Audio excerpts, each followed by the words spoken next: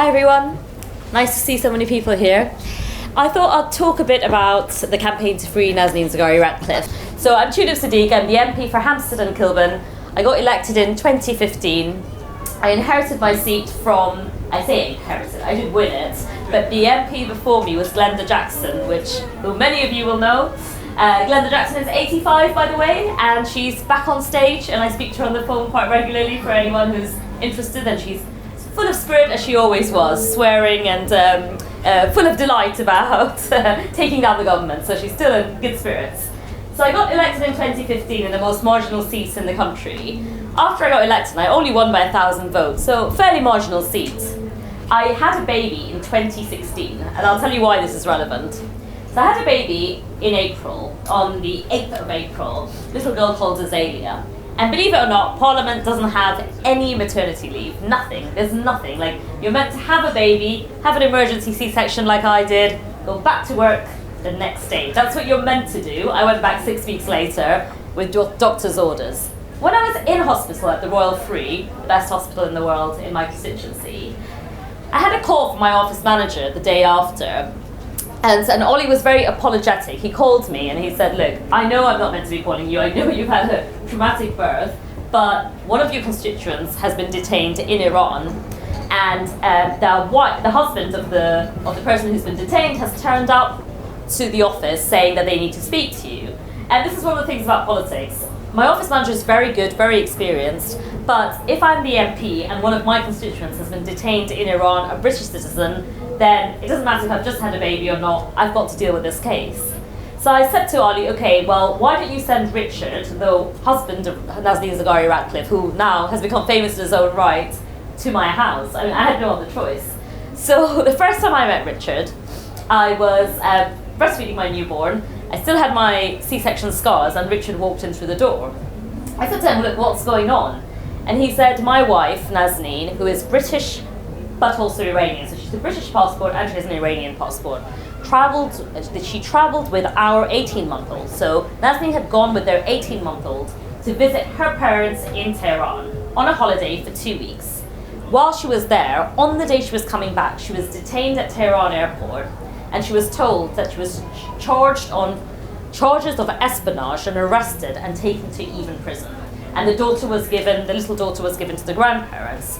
And I said to Richard, right, how was all this conveyed to you? He said, well, the parents told me, and then I went to the Foreign Office. And the Foreign Office had said to Richard, don't say anything. So they'd said, if you say anything, this will endanger your wife, we might not be able to bring her back, so stay quiet. I said to Richard, okay, then why are you here if the Foreign Office have said, don't say anything, because if it's going to put your wife's life in danger. Bearing in mind, I'd only been an MP for a year at that point, and I was very unsure about what to do. And Richard said, look, I've stayed quiet now for 4 weeks.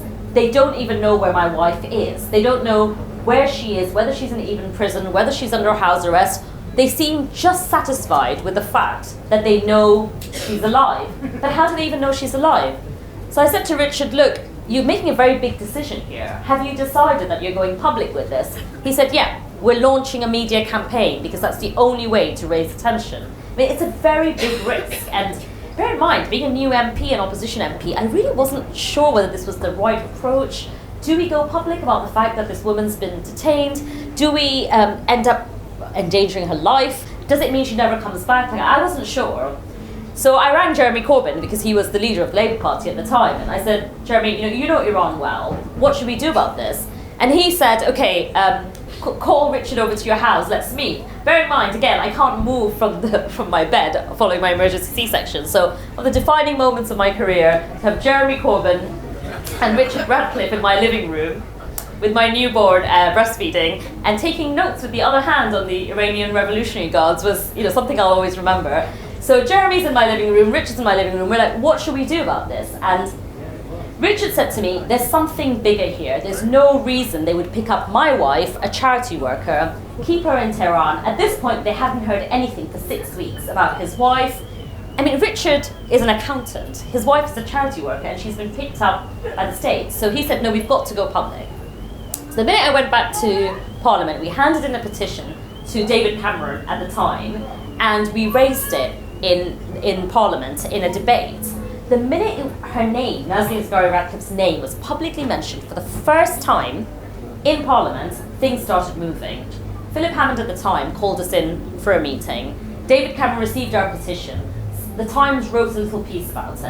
And I said to Richard, look, this is taking off. Are you sure this is not endangering your wife's life? And I was quite uncertain. Like, I'm not the Foreign Secretary. I really wasn't sure what the right approach was. He was absolutely adamant. And, I pay tribute to this man from West Hampstead, an accountant, who said, this is what we've got to do. So what followed is a long series of hunger strikes, singing carols, handing in petitions, raising it at every opportunity in the chamber. So I raised it with 5 foreign secretaries. I raised it with 3 prime ministers, with David Cameron, with Theresa May, with Boris Johnson. Constantly raised it. And the news, to be fair, kept it in the cycle all the time. Finally, Richard got to speak to Nazanin, and that was after 3 months as she was in solitary confinement. When he spoke to her, he basically said to her, is this the right thing? Is this the right thing to be doing? Going public with the fact that they've held you hostage, effectively. And she said, Richard, I'm paying the price of a historic debt. And he said, what do you mean? And he said, the country, so the UK, owed Iran £400 million, which was a historic debt dating back to the 1970s, where we purchased some tanks from them, and they purchased some tanks for us, paid us the money. We never gave them the tanks, but we never gave the money back. That's basically what happened, £400 million. And Richard said to Nazanin, how do you know that's why you're being held? And she said, the people who were interrogating me told me. They told her from the second week of her being in prison that the reason she was being held is not because of espionage. They never said she was guilty of any crime. And this is a reoccurring theme, because I had meetings with the Iranian ambassador as well. At no point did he ever say, your constituent is guilty of this, this and this. Never. He never said she was guilty of anything. He basically said, if you give us the money back, you will get your constituent back. So I said to Richard, this is a ridiculous situation. Why has she paid the price for the money that we as a country owe Iran? And he said she's a pawn caught between the two countries, but she's not the only one. So there were other British nationals who were captured in Iran, but their families had decided that they weren't going to go public for fear of endangering their family member. I understand it, completely understand it. But Richard said to me, no, we've got to go public on it. So we started raising it more and more, whether it was parliamentary questions. And this is a campaign where I had to work cross-party. And I know in Parliament, normally when you look at the headlines or you read the newspapers, it's a lot about us working in silo. I'm from the Labour Party. Do I work just with Labour Party MPs? I knew I wasn't going to get anything done. I had to reach across the political divide, no matter what my differences is. So I started talking to Oliver Dowden, because he's a Conservative MP. He had a constituent in Iran as well, Kamal Farouqi, who was captured there. So I said to Oliver, look, why don't we go together to number 10 to see Theresa May and say, look, what are we going to do about getting our constituents out? And actually he agreed. So we went together. So this is one of those things where a Conservative MP started working with me, because at the heart of it was real injustice. This woman, she'd done nothing wrong. We hadn't paid the price of this £400 million, and she was in solitary confinement, separated from her husband, separated from her child, locked up in even prison for no reason. Lots of things happened during the 6 years, but we got small victories. The first victory was that she was not allowed a medical examination. She was going on hunger strike, her hair was falling out, she had lumps on her breasts, she wasn't allowed a medical examination. So Richard said to me, we've got to stage basically a protest on this. So we did a massive protest, after which we must have put pressure on the Foreign Office, who then put pressure on the Iranians, and she was allowed a medical examination. So we were like, okay, this obviously works.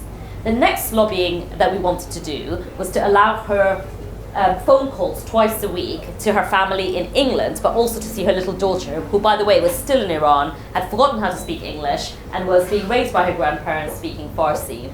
She was then allowed to visit with her daughter. The first time her little daughter went to see her in prison, she had to put a sack over her head. Then she saw her mother and couldn't believe her mother was alive. So it was real human impact on a small child as well.